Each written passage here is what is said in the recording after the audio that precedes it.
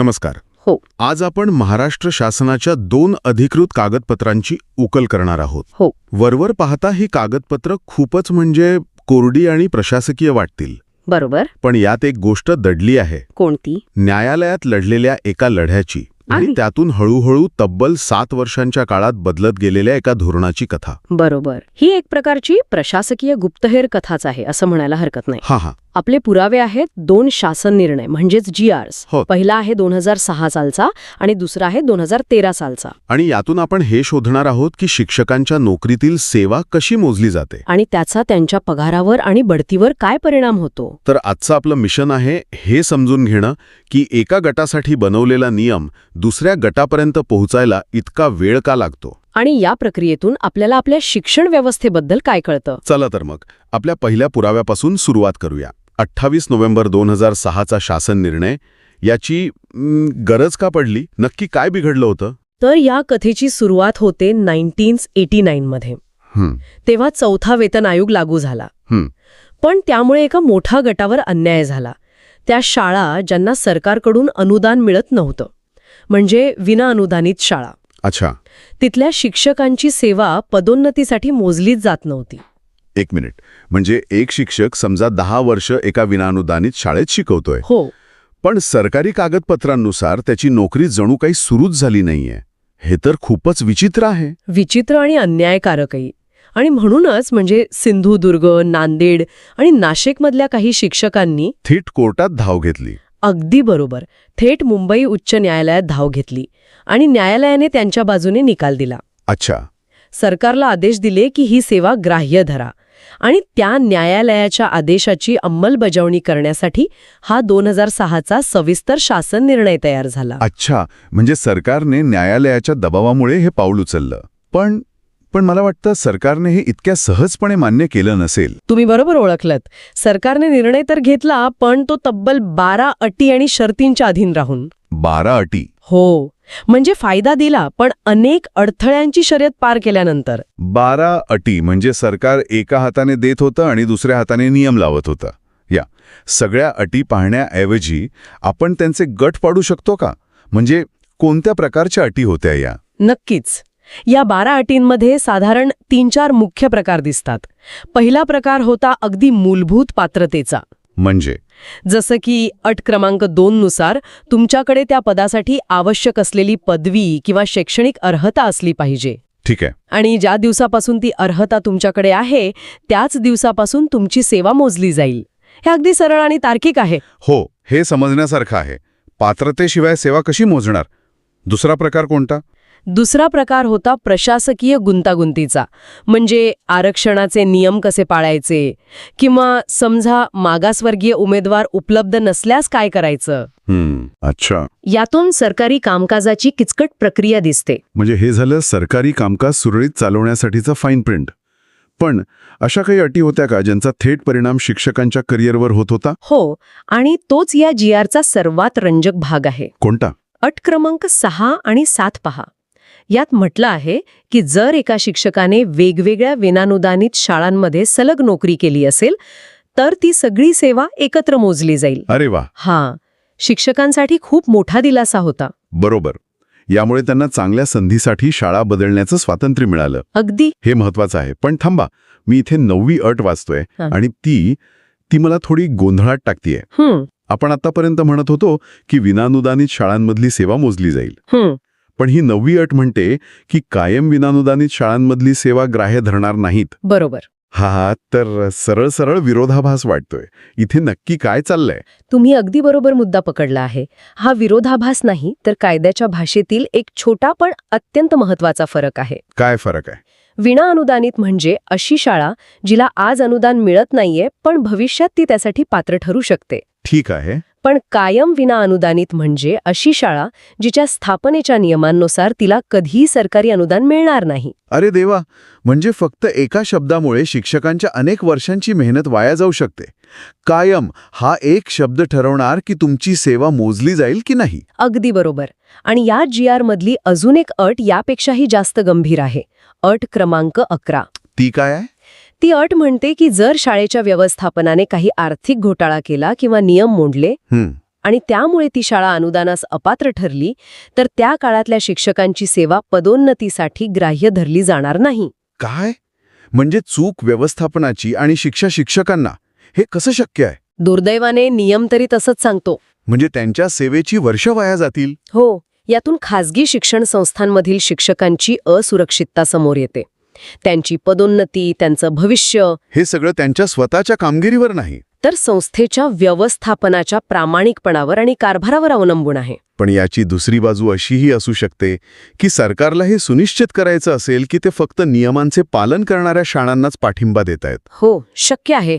व्यवस्थापनावर दबाव आणण्याचा हा एक मार्ग असू शकतो, नाही का? भले त्यात शिक्षकांचा बळी जात असेल. तुमचा मुद्दा बरोबर आहे. कदाचित हेतू तोच असेल की व्यवस्थापनाला शिस्त लागावी, पण त्याचा परिणाम शिक्षकांना भोगावा लागतो हे वास्तव आहे. यातून एक मूलभूत सत्ता असंतुलन म्हणजे एक पॉवर इम्बॅलन्स दिसतं. बरोबर. आणि याच GRच्या 12व्या अटीमध्ये एका शब्दाचा उल्लेख आहे जो आपल्याला आपल्या कथेच्या दुसऱ्या भागाकडे घेऊन जातो. तो शब्द आहे शिक्षण सेवक. बरोबर. तर 2006च्या या निर्णयाने माध्यमिक शाळांमधील शिक्षकांचा एक मोठा प्रश्न सोडवला, पण शिक्षण सेवक या उल्लेखाने हो, प्राथमिक शाळांमधील हजारो शिक्षकांच्या मनात एक प्रश्न नक्कीच निर्माण झाला असेल, आमचं काय? आणि त्या प्रश्नाचं उत्तर मिळायला सरकारला तब्बल 7 वर्ष लागली. 7 वर्ष? हो, आणि तीच गोष्ट आपल्याला दुसऱ्या पुराव्याकडे घेऊन जाते, 17 जून 2013चा शासन निर्णय. चला आता 2013मध्ये जाऊया. इथे सरकार प्राथमिक शाळांमधील शिक्षकांबद्दल बोलत आहे आणि केंद्रस्थानी आहे शिक्षण सेवक योजना. ही योजना नक्की होती तरी काय? ही योजना 2003 मध्ये सुरू झाली होती आणि 2013च्या GRमध्ये सरकार स्वतःच कबूल करतं की ही योजना शासनाच्या काटकसरीच्या धोरणानुसार आणली होती. काटकसरीच्या धोरणानुसार म्हणजे पैसे वाचवण्यासाठी? हो, शिक्षकांच्या पगारात कपात करून. अच्छा. या योजनेनुसार नवीन शिक्षकांना पहिल्या 3 वर्षांसाठी नियमित वेतन श्रेणीऐवजी एक ठराविक कमी मानधन दिलं जायचं. म्हणजे त्यांना शिक्षक न म्हणता शिक्षण सेवक म्हटलं जायचं? अगदी. आणि 3 वर्ष पूर्ण झाल्यावर त्यांना नियमित नोकरीत घेतलं जायचं. म्हणजे करिअरच्या सुरुवातीलाच 3 वर्षांचा मोठा आर्थिक फटका.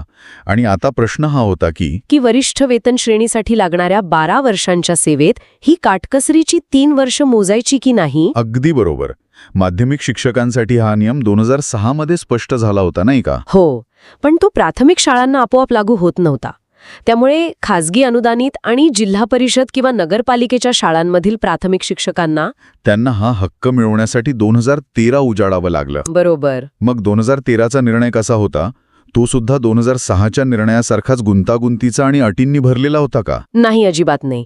2013चा GR खूपच छोटा, स्पष्ट आणि थेट आहे. म्हणजे त्यात फक्त एकच मुख्य मुद्दा आहे. तो म्हणतो की शिक्षण सेवक म्हणून काम केलेला 3 वर्षांचा कालावधी वरिष्ठ वेतन श्रेणीसाठी ग्राह्य धरण्यात यावा, संपला विषय.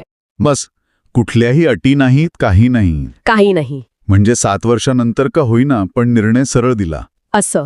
कारण 2006च्या निर्णयाने याचं एक प्रेसिडेंट म्हणजेच एक उदाहरण आधीच घालून दिलं होतं. अच्छा. खरी कायदेशीर लढाई आणि जी काही गुंतागुंत होती ती 2006मध्येच हाताळली गेली होती. त्यामुळे 2013मध्ये फक्त त्याच तत्वाचा विस्तार करायचा होता. यातून हेही दिसतं की प्रशासनात एकदा एखादा नियम तयार झाला की नंतर त्याच प्रकारच्या दुसऱ्या प्रकरणांमध्ये तो लागू करणं सोपं जातं. अगदी. ठीक आहे, तर आता आपण ही दोन्ही कागदपत्र एकत्र पाहूया. यातून आपल्याला काय चित्र दिसतं? ही केवळ 2 नियमांची गोष्ट आहे की यामागे काहीतरी मोठं दडलंय? ही फक्त नियमांची गोष्ट नाहीये.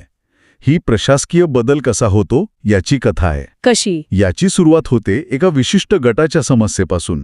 ते न्यायालयात जातात, संघर्ष करतात आणि एक निकाल मिळवतात. आणि त्यातून 2006चा एक सविस्तर पण सावधगिरीने बनवलेला नियम तयार होतो. हो, आणि मग त्या नियमाचा फायदा, तेच तत्व काही वर्षांनी दुसऱ्या गटाला मिळतं. म्हणजे एका लढ्याचा फायदा दुसऱ्यांनाही होतो. बरोबर. याला रिपल इफेक्ट म्हणता येईल. 2006मध्ये टाकलेला दगडाचे तरंग 2013 पर्यंत पोचले. यातून हे स्पष्ट होतं की आपलं प्रशासन स्वतःहून बदलत नाही. त्याला कायदेशीर आणि प्रणालीचा दबावाची गरज लागते. एकदा न्यायालयाकडून एखादी गोष्ट स्पष्ट झाली की मग धोरण बदलणं भाग पडतं. आणि दुसरा महत्त्वाचा मुद्दा म्हणजे आर्थिक संदर्भ. शिक्षण सेवक योजना काटकसरीसाठी होती हे सरकारचं स्वतःचं कबूल करणं. हो, हे शिक्षण क्षेत्राकडे पाहण्याच्या दृष्टिकोनाबद्दल खूप काही सांगून जातं. निश्चितच. जेव्हा तुम्ही देशाचं भविष्य घडवणाऱ्या शिक्षकांनाच त्यांच्या करिअरच्या सुरुवातीला कमी मानधनावर सेवक म्हणून कामाला ठेवता, तेव्हा तुम्ही त्यांच्या कामाला आणि व्यवसायाला काय किंमत देत आहात हा प्रश्न निर्माण होतो. बरोबर.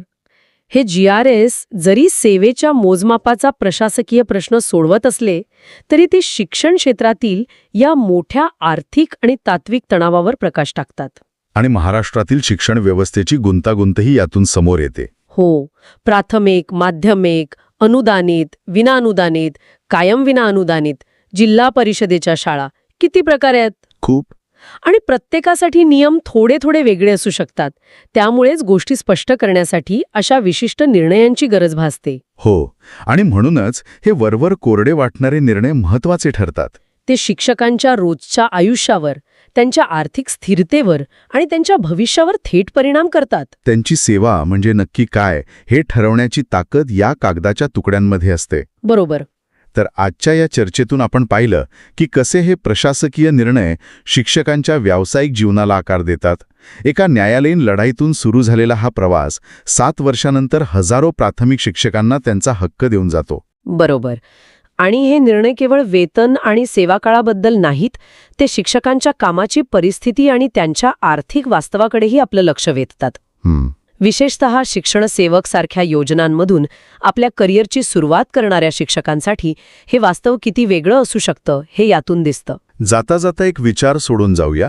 शिक्षण सेवक सारख्या योजना जिथे पहिल्या 3 वर्षांसाठी पूर्ण पगाराऐवजी एक ठराविक मानधन दिलं जातं. हो, त्या शिक्षण क्षेत्रात येणाऱ्या नवीन आणि होतकरू तरुणांच्या गुणवत्तेवर आणि त्यांच्या शिकवण्याच्या प्रेरणेवर नेमका कसा परिणाम करत असतील याचा विचार करायला